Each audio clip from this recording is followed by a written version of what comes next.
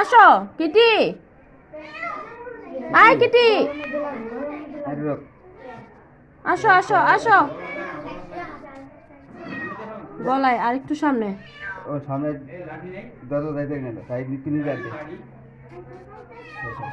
হ্যাঁ হ্যাঁ, আমি এদিক দিয়ে দেখতেছি, আপনি আরেকটু সামনে দিয়ে দিলে গলায় আটকে যাবে। হ্যাঁ আরেকটু, আমি দেখতেছি, আপনি দেন। হ্যাঁ হ্যাঁ হ্যাঁ, আরেকটু সামনে, এপাশে, হ্যাঁ হ্যাঁ হ্যাঁ।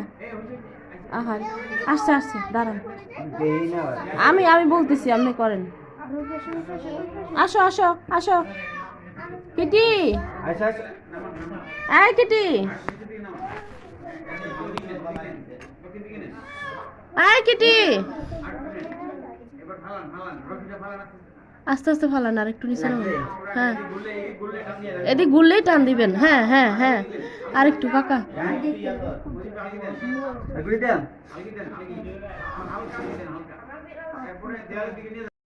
হ্যাঁ হ্যাঁ হ্যাঁ হ্যাঁ হ্যাঁ, ঠিক জায়গায় আসছে।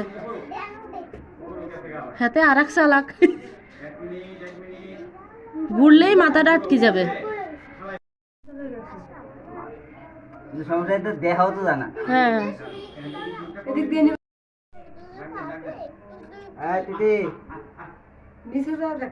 আসো আসো, নিচে কেমনে যাবো? যাওয়া যায় না।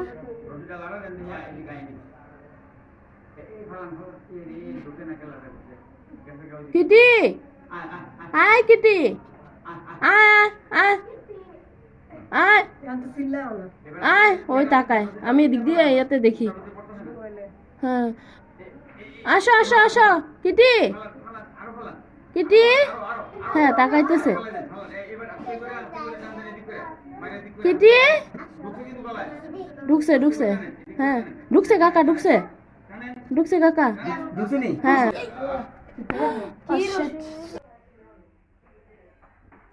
দীর্ঘ 1 ঘন্টা চেষ্টা করার পরে আমরা ওকে উদ্ধার করতে সক্ষম হয়েছি।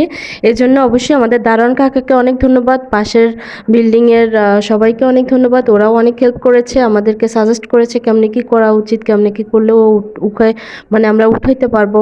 তো আমরা নিজেরা অনেক চেষ্টা করার পর পেরেছি। খুব কষ্ট হচ্ছিল, ভাবতেছিলাম পড়ে যায়নি পড়ে গেলে তো শেষ হয়ে যেতে পারে, অনেক টেনশন হচ্ছিল।